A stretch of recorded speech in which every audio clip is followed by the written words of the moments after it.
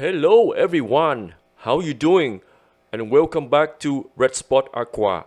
Today I would like to share some of my experience of keeping freshwater shrimps and 5 reasons why your shrimp die. Shrimp can die for many reasons. First, let's talk about different type of shrimp. In the shrimp hobby, we have 3 different types.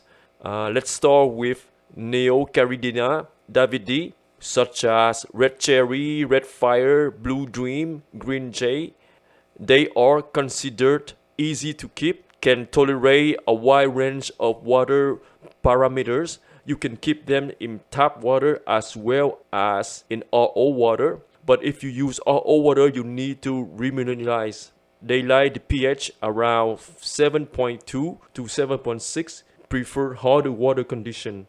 GH is around 8 or more, and the temperature is ideally around 23 Celsius to 26 Celsius. Then we have Caridina cantonensis, such as crystal red, crystal black shrimp, blue tiger orangi, red or black galaxy, and then you have red fishbone and black fishbone and different other pattern and color.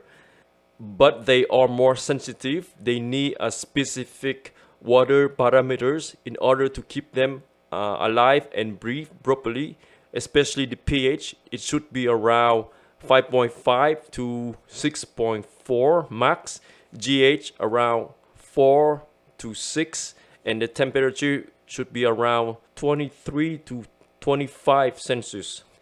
And the last type is Caridina sulawesi, such as white orchid, yellow cheat, denelite. And since I don't keep them, I don't have much experience because my time is limited. After many years of keeping shrimp, I still remember when I first started this hobby 10 years ago, and my first common mistake when I acquired shrimp, I was not aware the source that I get from. I mean, not to inform myself and to educate myself enough. Reason number 1, your shrimp dies because of infection and parasites. Just like most of the new beginners, where do you think you will get the shrimp from? Most of the time, you bought the shrimp in your local pet shop that imports shrimp from overseas, and they breed these shrimp outdoor in massive quantity in a pond. Before I started, let remind you that I don't have any of these parasites infection in my shrimp tanks. I don't buy shrimp from import overseas or any local pet shops. This is just a demo to show for education purpose in case some of you who have these parasite issues and you might wonder how to treat them. If you notice, most of these shrimp are adult size. The female are huge and can carry many eggs, but also they can carry the most common infection and parasite such as Elobiocidea is a parasite. It looks green, yellowish fungus, very disturbing in appearance. They attack and settle into the shrimp's digestive tract, muscles, bloods, and eggs, where they live using the shrimp inner resources. They will damage the shrimp, make them become weaker, get sick, and eventually die. And how you treat your infected shrimp? You can use Sichem Paragot or hydrogen parasite to treat them. Don't just dump this liquid directly into the tank. Take some tank water into a small container and mix the required dosage of Sichem Paragot, then pour into the tank. And follow the instruction and repeat daily and watch how your infected shrimp behave. The second of common parasite is Scutarella japonica. It's a type of flatworm nematode which will damage the gills of the shrimp and lead him to death. As for treatment, to get rid of the nasty parasites, you can use aquarium salt. For this demo, I'm using about 1/2 teaspoon of aquarium salt with 75 mm water. Dip each individual infected shrimp in a little salt water bath and leave about 1 to 2 minutes before remove the infected shrimp. And if you have concern about that parasite has spread into your tank, you need to lower down your water level, remove all plants, and use this same salt treatment. Keep in mind, dosage might be vary depending the volume of your tank.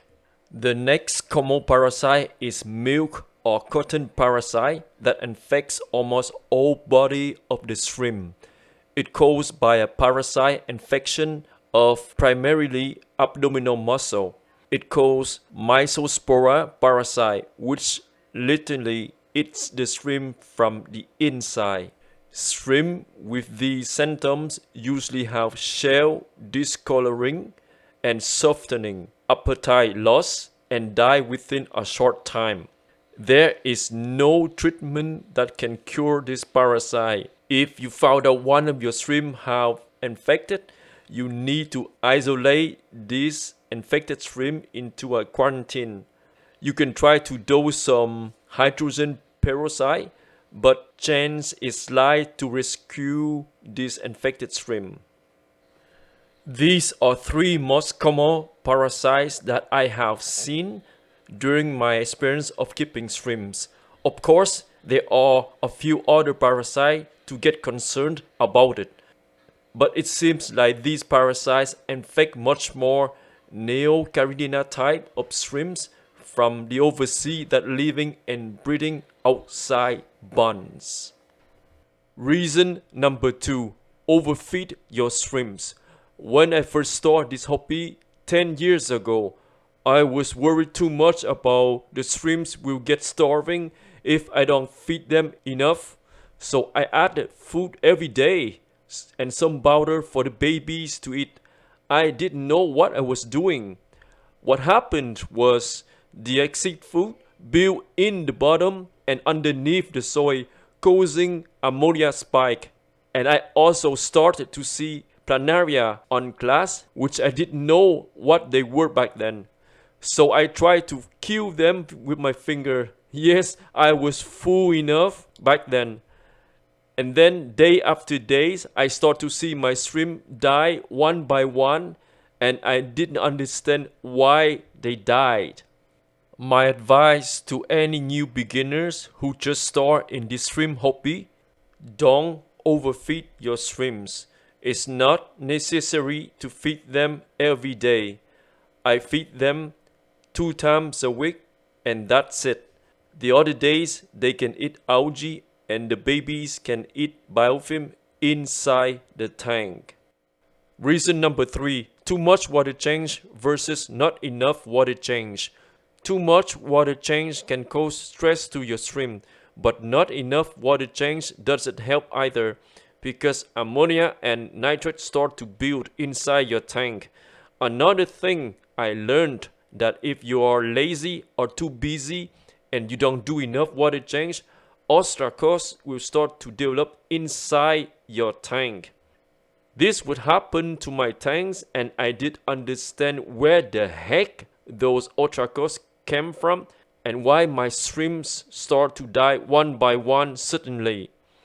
Ideally, you need to find a balance. You need to find a method of water change. It could be once a week or once in 2 weeks.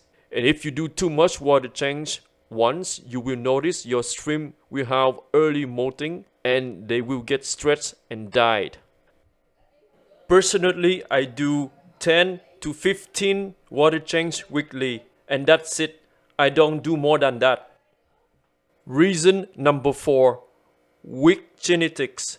Too much inbreeding, meaning crossing brothers, sisters, and parents together, will make them weaker because they came from the same gene. And also, you will notice some shrimp, their shell will get deformed, which means unusual shape. Make sure to add new bloodlines. Get 2 to 3 different sources from different trusted breeders that will help them to maintain their gene stronger. Reason number 5. Temperature. Temperature plays crucial role in shrimp keeping.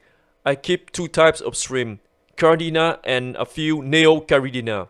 They prefer a little cold than warm water. In my own experience, they don't do well in warm temperature, that also lacking oxygen. Keep in mind, if you keep them in cold water, let's say it's around 18 Celsius to 20 Celsius, they will reduce and stop breeding process. Then you might wonder why they don't breed anymore. During summertime, temperature could get warmer, 26 Celsius or even higher, but since all my tanks are in the basement, the temperature stay cooler. I don't have any issue to maintain them.